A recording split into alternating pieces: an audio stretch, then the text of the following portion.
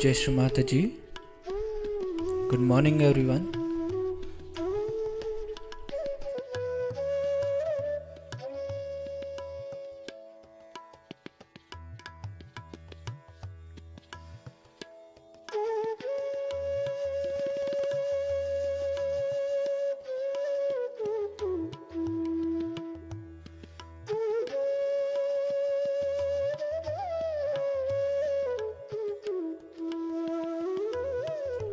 Let's all bow down, raise our Mother Kundalini and put Bandhan.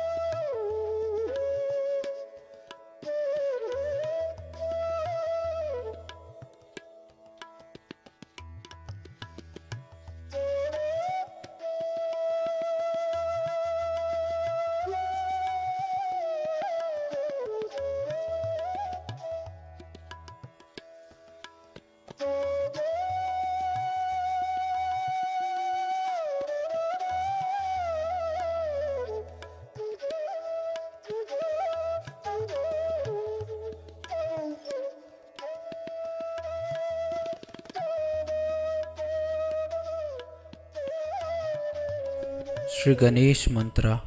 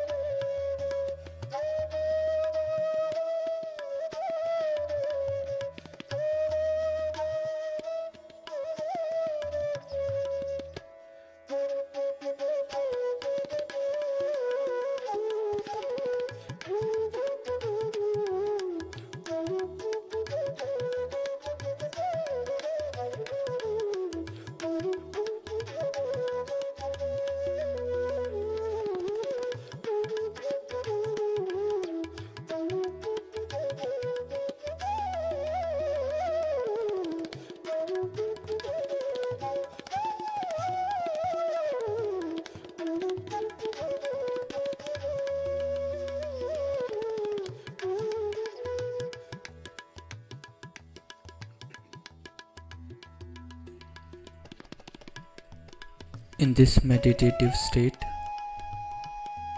we will now hear Shri Mataji's speech.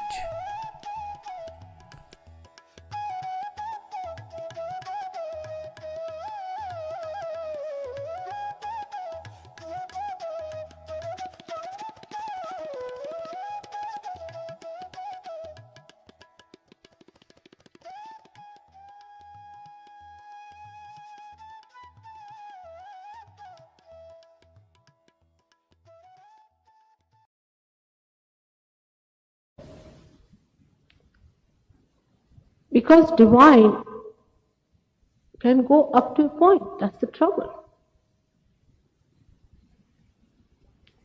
It has no interest in your money, nor in your position or anything. It has only one interest, that you should take to divine life.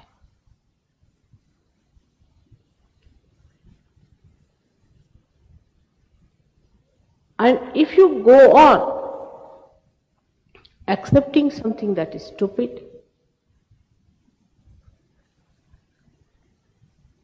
how can divine help you? I've been thinking on these lines all through. And I have talked to some of those who came to us. How is it you never discovered that they were false gurus? They said we could see there was something in us was saying that there's something false about this gentleman. And still, why did you continue? They said, because we were walking in a dark alley and didn't know whether we were walking forward or backwards. And they said, go on and on and on, promising us about the future. And that's the point. Because you are futuristic, you are people who are futuristic. You do not want to believe that you can get your realization today. You just don't want to believe it. You don't want to listen to that person who says you can get your realization today. You want to keep it for the future. Everything postponed for the future. And that's why you go on living with it till you are completely finished and wrecked. When Kundalini cannot rise, when you cannot get your realization. I think the worst thing this futuristic society has done to us is that we always postpone even our self-realization. Can you imagine?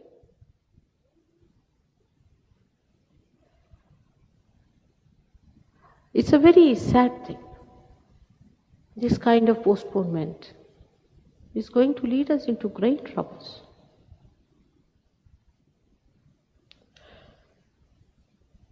The divine power today is so active, so activated. It was never so activated, I can tell you. Those who are realized souls can see. At the time of Vedas, the divine power, which looked like small sparks of light, which you can see, the realized souls can see, was called as Bhargo. Bharga. And in the main mantra of Vedas, it was written that make me such that I should be able to see that Bharga, that divine sparkle in the sky, which Sahaj Yogis can see.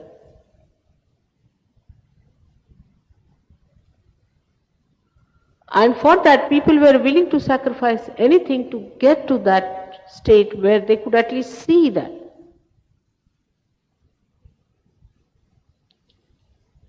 But today, because of futuristic society, we'll also say that, all right, we'll see it tomorrow. Not today.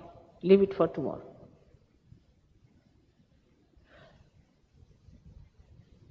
Now this power, today, I must say, is so very active. It was never that active. It was never that sensitive.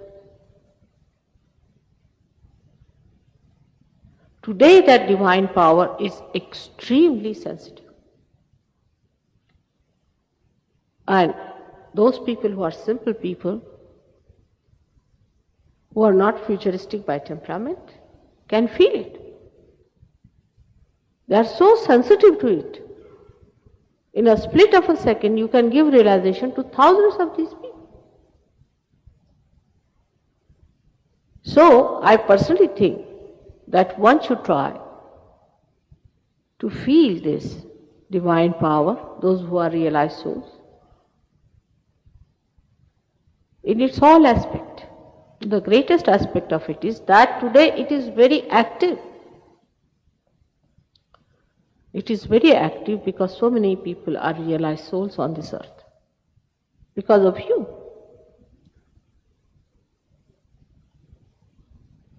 It is working out things in such a dimension. I mean, you can see the result of this yourself. For example, when the Sahajogis got this ashram, they were amazed. What is the blessing of the divine powers? You know how knowledgeable it is. A tree, which is a mango tree, will have to give mango fruits. This power first sprouts the tree,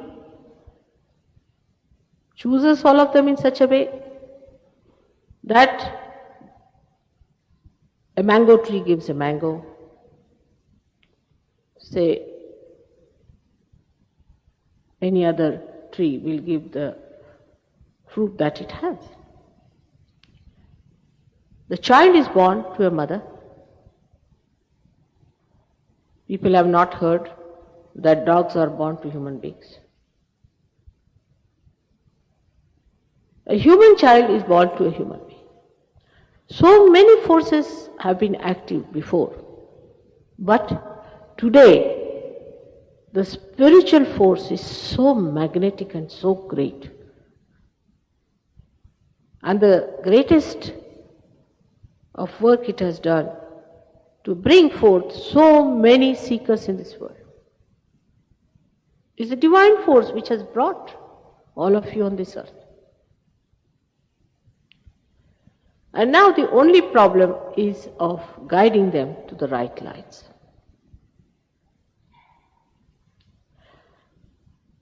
Now the divine power can be called as an universal unconscious for people who are not realized souls. Can give you dreams. And you can understand through dreams the symbols, if you could, or even clearly see things by which you can come to Sahaja. And you can find your self-realization. But when a person sleeps, in a deep sleep, he goes to a state called Sushupti. There he does see so many things. But when he is returning to consciousness, that time, there are other layers which cover your memory. Here also the futuristic temperament is responsible. The people who are futuristic have got a very bad memory. Their past is cut out, and even when they go into that depth, their memory itself is inactive. Apart from that, the mind of a modern man is so full of thoughts and ideas. There's so much of pressure and load on his head that by the time he comes to his consciousness, all that he has seen in the dreams becomes to zero, and the superficial dreams of this present day life cover it up. So that even the glimpse of that is not convincing, or maybe it cannot guide. The telecommunication system of the divine power is through the dreams to human beings. But the dreams we see only in the state of Sushupti. For a realized soul, it is easy to be in that state, to remember it, and to forget about all useless things because he is no more identified with the mundane things of life, with the useless things of life.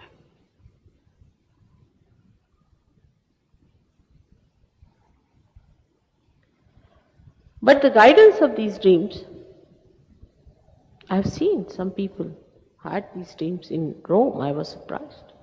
In Rome, so many people came to my program because they saw me in dream. There was an actress who saw me in her dreams, and she came to see me, and then she came to talk to me later on, and she told me that, Mother, I saw you in my dreams. And clearly she saw me as something which was important to her. The activity of this divine force is also marked when we are taking our spiritual life to some sort of an organized religious form. Now, you see, any religious form, say Indian religious form, or say in English, or say an Christian religious form, has deviated from reality. One must accept it. It's a fact. Whatever you may say, that churches or temples or all these religions which were really meant for Sahaja Yoga today, there it is. I have to go and work. But where are they? They are going to deny me completely. Why will they accept me? If I am the Redeemer, I have to look after them, isn't it? But they are not going to accept me at all. On the contrary, they will be against me because their activities are either money activities, or you can say other organizational activities and all these nonsensical activities which has no meaning as far as the spirit is concerned. So all such people who are sort of extremely overpowered by these ideas, now just look at the dogmas that people are fighting. Like, I can't understand, Catholics and the Protestants are saying that there are lots of differences. How can you have when the essence is Christ? Essence is Christ. How can you have differences if you believe in Christ? At least on that point you cannot have difference.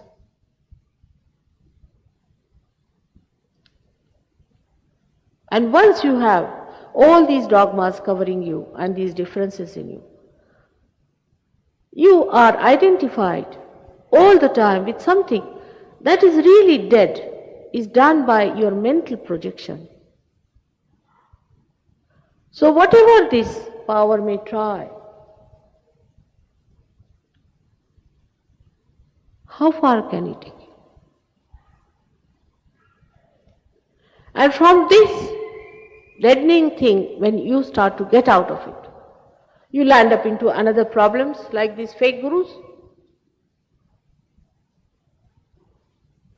And they are on and on and on, because for them it does not matter. If somebody is ruined, somebody is suffering from any disease, doesn't matter at all. It is what they earn out of you. So they cheat you today. If you get out, they have another lot which is willing to be cheated. They go on and on and on.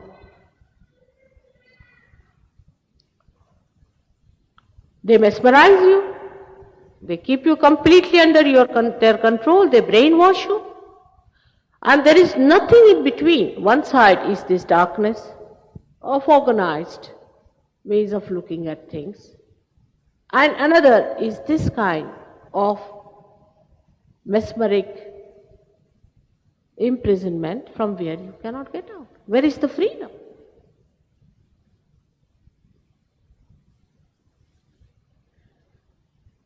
And whatever one may try, to work out. It is impossible to convince a person who is enslaved with his own will. Mesmerism is nothing but imprisonment with your own will. You have accepted to be mesmerized, you are accepting it, you are going on, and when there is a pull still going on all the time, that there's something wrong with this person, there's something wrong with this kind of Christianity and this kind of Hinduism and this kind of Islam and all those things. But still you go on with it because you are accepted that enslavement with your own desire. It sustains your ego. You think you have been with it throughout, so you should be. But what about your spirit? What about getting your second birth? That is in future, next life. This life is not possible.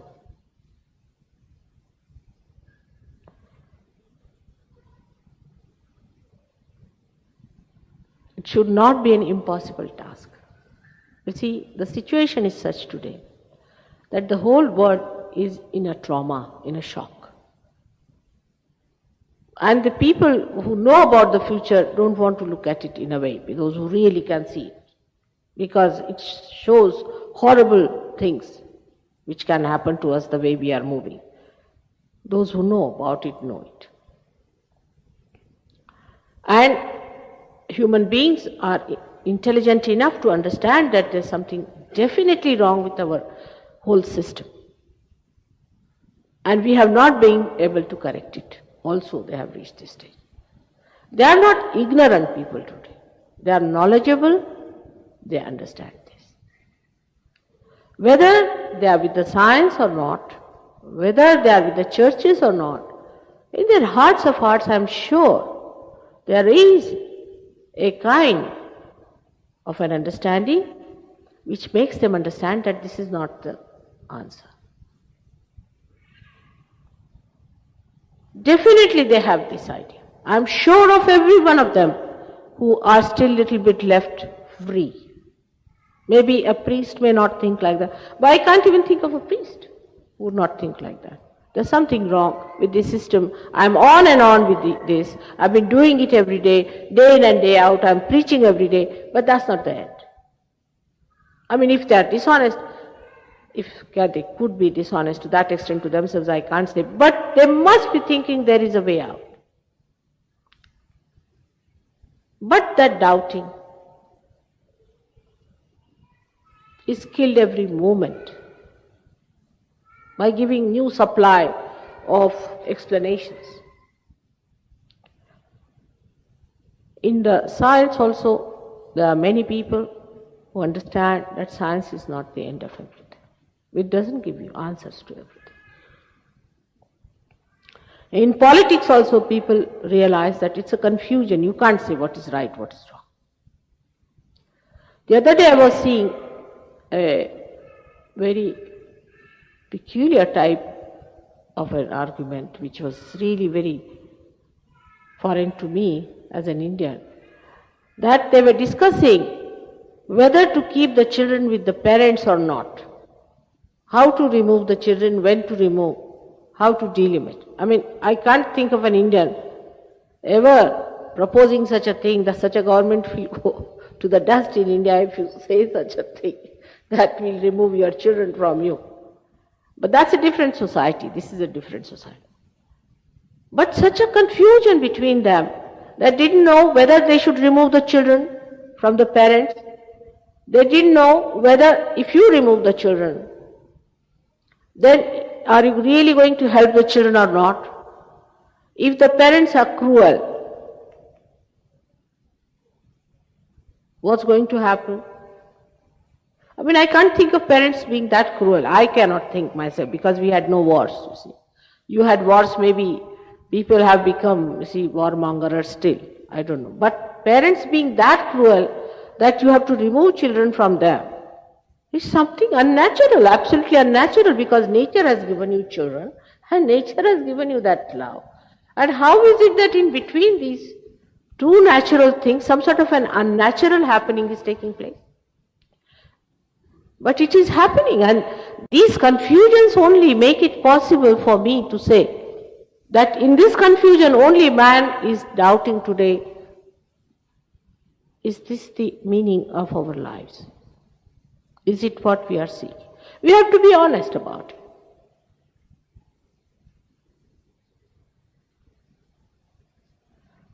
If this doubt is there, then maybe the divine power can work it out, I'm sure. But they don't want to listen about it, they don't want to know about it, they are not bothered about it. They are going the way they have been going, they are very happy. They say we are not seekers. What does that mean? That they are not seekers. Are they satisfied with themselves? We like the way we live.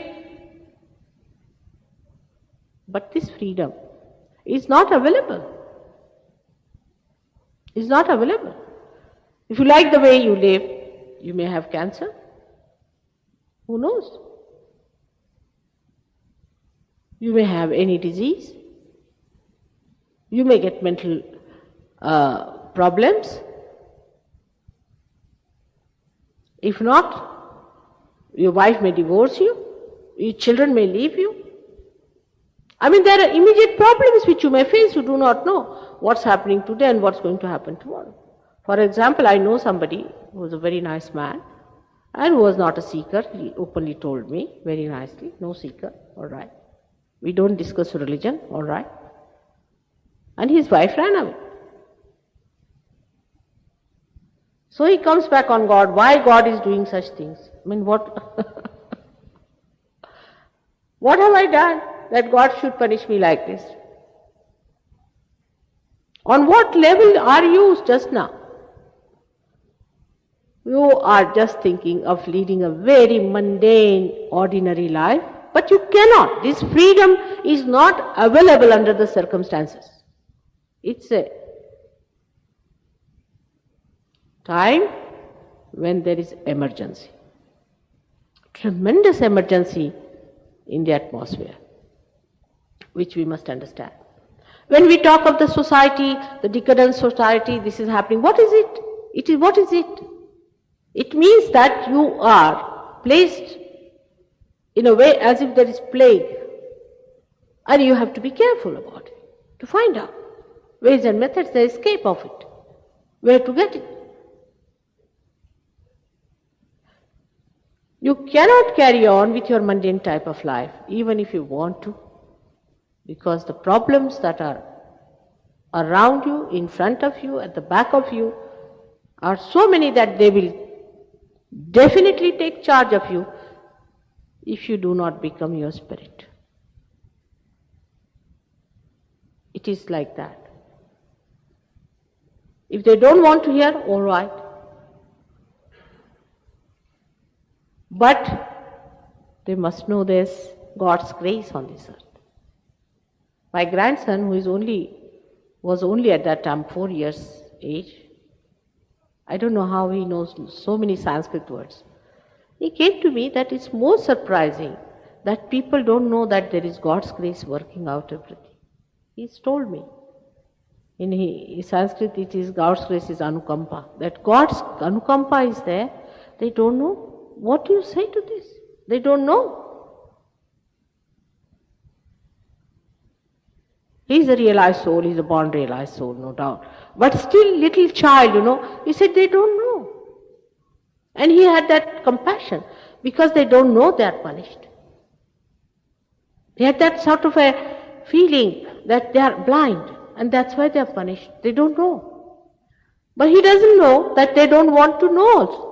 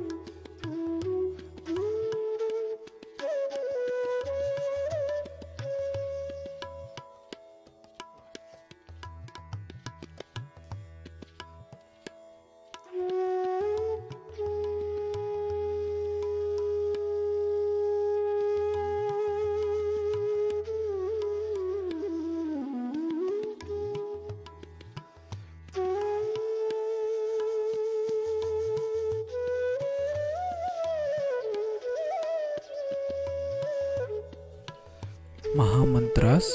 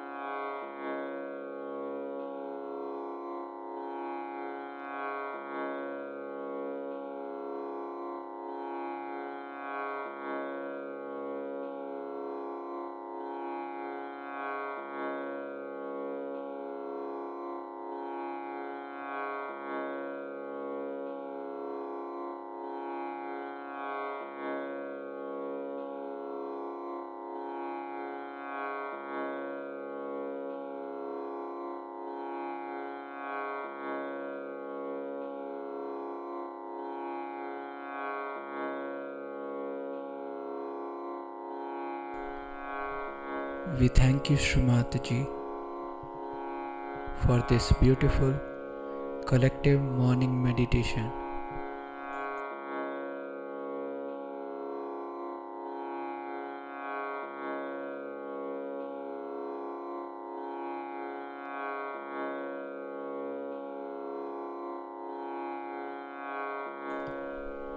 Let us all bow down, raise our Mother Kundalini and put Bandhan.